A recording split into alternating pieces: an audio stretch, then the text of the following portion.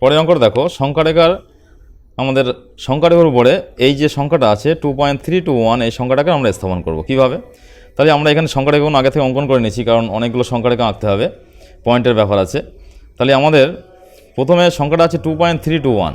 তাহলে এটা আমরা কি করছি, এখানে মাঝখানের সংখ্যারেখায় আমরা 0 ধরেছি, বাঁদিকটা -1, ডানদিকটায় 1 2 3, এই পর্যন্ত গেছি। তাহলে আমার সংখ্যাটা কোথা থেকে কোন পর্যন্ত হচ্ছে, 2.321 মানে হচ্ছে 2 থেকে 3-এর মধ্যে সংখ্যারেখাটা অবস্থান করবে। তাহলে আমরা 2 থেকে 3 পর্যন্ত এটা একটা মার্কিং করে নিই। নিয়ে দেখো নিচে আমরা আবার একটা সংখ্যারেখা অঙ্কন করেছি, কি সেটা 2 থেকে নিলাম, 2.1 2.2 2.3 2.4 এটা সংখ্যারেখা অঙ্কন করলাম। তাই 2.3 আছে, তাই 2.32 মানে 32 মানে 2.3 আর 2.4-এর মধ্যে আমাদের পরবর্তী বিন্দুটা অবস্থান করছে। আমরা এটাকে একটু মার্কিং করে রাখছি। তারপরে 3 to 1 আছে, তাহলে আমাকে আর একটা সংখ্যারেখা আমরা অঙ্কন করে নিচ্ছি।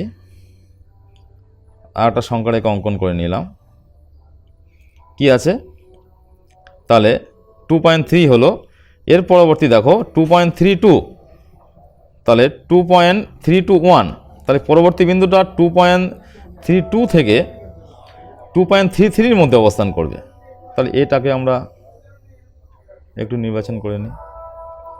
এর পরবর্তী কি হবে, 1 আছে, তাহলে আমরা আর একটা সংখ্যারেখা আমাদের অঙ্কন করতে হবে। তাহলে সংখ্যার উপরে কী হবে, 2.1 আছে, তাহলে এখানে বিন্দুটা আসে 2.321, এটাকে আমরা বলবো পি বিন্দু, এটাকে আমরা পি বিন্দু বলবো। তাহলে সংখ্যারেখার উপরে আমরা 2.321 বিন্দুটা স্থাপন করলাম।